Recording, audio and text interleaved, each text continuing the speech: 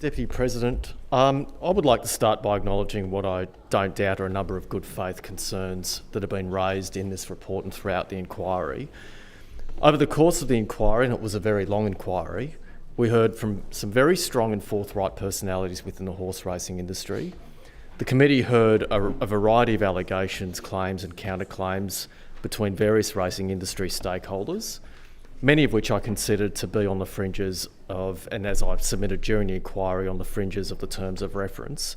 Without passing any judgment on those, while some of those issues may warrant further assessment, there are many more appropriate forums or bodies to undertake those investigations than that Committee of Parliament.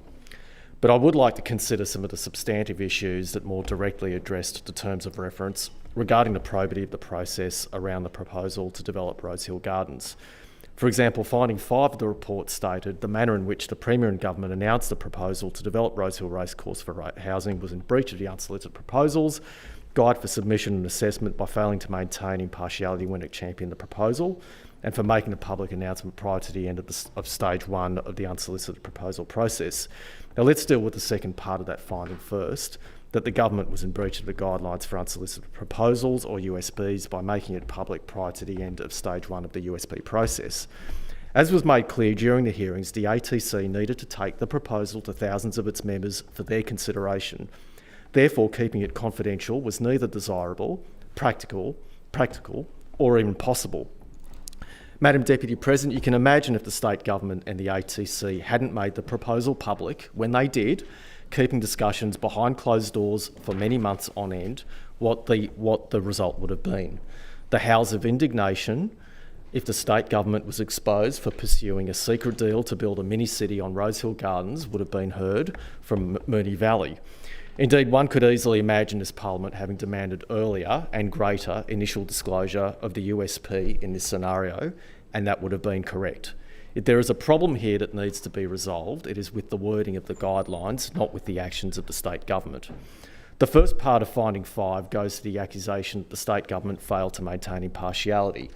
That requires some clarification too, because it implies the USP itself was not impartial. But that was simply not the case. As was borne out in witness testimony from experienced public servants, the USP is designed to ensure that proposals that emerge outside of a standard government procurement process are assessed independently. To quote Mr Draper, the value of the unsolicited proposal guidelines is it creates a separation of roles. There's an assessment panel who assesses it for all the merits against the guidelines and procures advice if necessary to do so. That assessment panel makes a report to the steering committee, who also tests that. A report is made to government to consider that.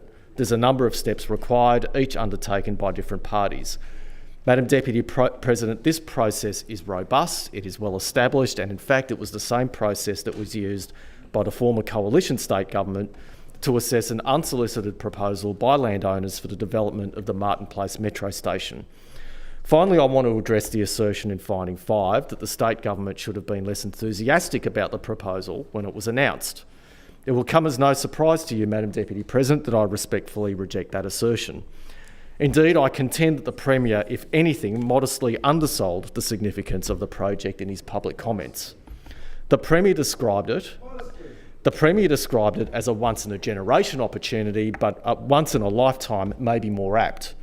The site comes with all the flexibility of a greenfield development. There are a limited number of owners to negotiate with. In fact, just 4 landowners hold an entire 90-hectare precinct. There is no major existing residential population, and there is the freedom to master plan the location of civic and social infrastructure, roads and open spaces. But what makes this site unique is that it also comes with all the benefits of an urban infill or brownfield development. It's geographically central, in fact right in the geographical heart of the Greater Sydney region. It is close to the employment hub of Parramatta, the sporting hub of Olympic Park, and to the medical precinct at Westmead. It's close to all major transport infrastructure, and of course will have the new metro line running right through it. And there are few heritage or environmental restrictions on what can or can't be done beyond the issue of contamination, which could be explored. Add to that the sheer scale of the project, which will make it feasible to include a significant proportion of affordable and key worker housing.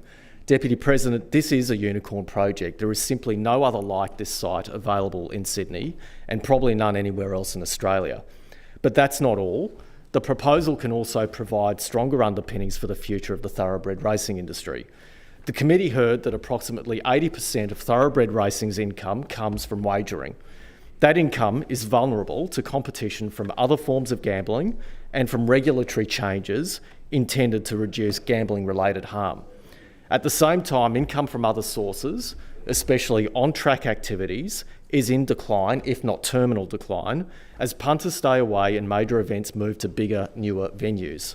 There was unanimous agreement among racing industry stakeholders that thoroughbred racing must diversify its income stream. As Gary Charney, a board member of Racing New South Wales, said, "I think if we continue the way we are going, there will be no industry in 50 years' time. I think there has to be radical change." The proposed development of Rose Hill and the reinvestment of the windfall from that sale into other investments, be it fit-for-purpose racing and event infrastructure, training facilities, or other income-generating assets, is a game changer that thoroughbred racing in New South Wales desperately needs. Of course, in the end, the decision to sell Rose Hill is ultimately one for the members of the ATC to make, and they may well choose to keep the status quo. But while we as members of Parliament cannot control the decisions of ATC members, we can control what we do and the priorities we focus on in this place. For example, many hours could be spent debating the choice of words used to describe a meeting in the Premier's diary, a choice of words that was not inconsistent with the disclosure of previous governments, or we can focus on ways to increase access to affordable housing and build more livable communities. And instead of searching for reasons to stop projects like the redevelopment of Rose Hill, we can work cooperatively and constructively to make sure that projects like this have every chance of becoming a reality.